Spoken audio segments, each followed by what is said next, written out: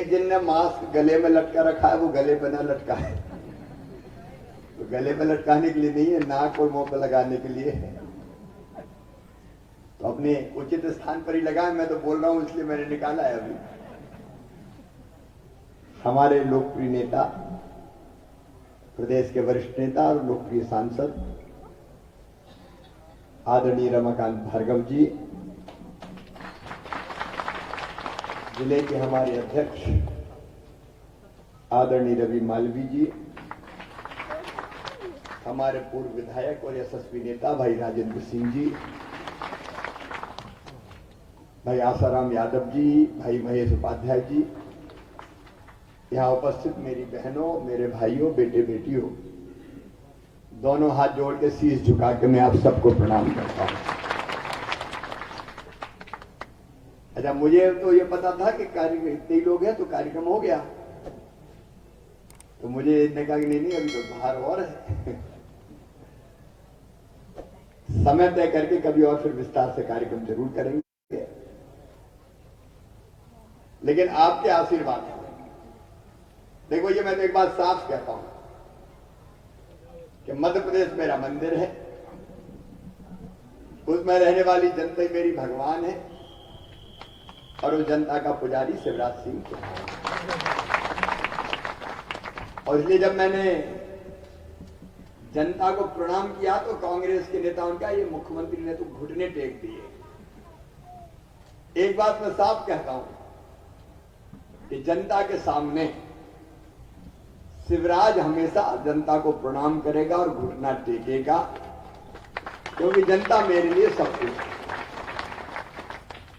लेकिन आजकल आप चारों तरफ माहौल देख रहे होंगे, गुंडागर्दी करने वाले, बदमाशी करने वाले, माफिया, रसूखदार, धौंस जमाने वाले, भोपाल से लेकर इंदौर, जबलपुर, ग्वालियर तक देख लो, सबको लाइन में लगा दिया।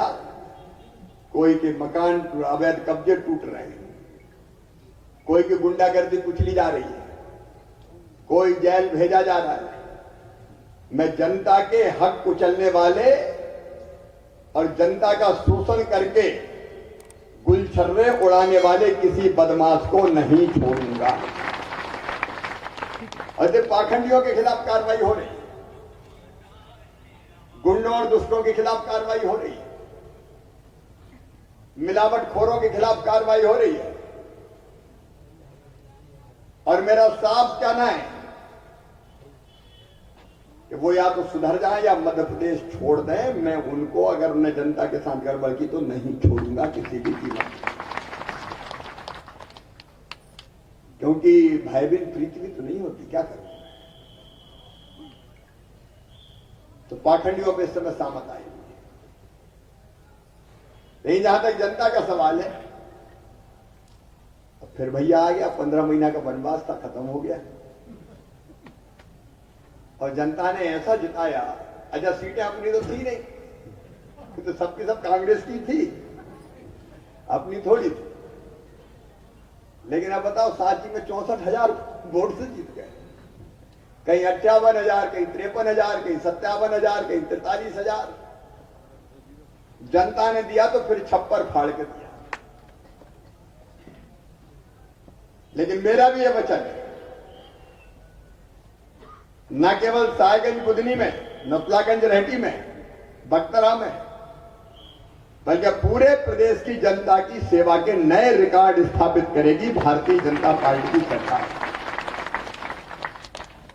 आम आदमी की सेवक रहेगी ये सरकार। और ये भैया जितनी योजना बंद कर दी थी, मेरी बहनें बैठी इतनी बड़ी संख्या में, आज जब मैं उधर था तो फूलों की वर्षा करके उन्हें स्वागत किया।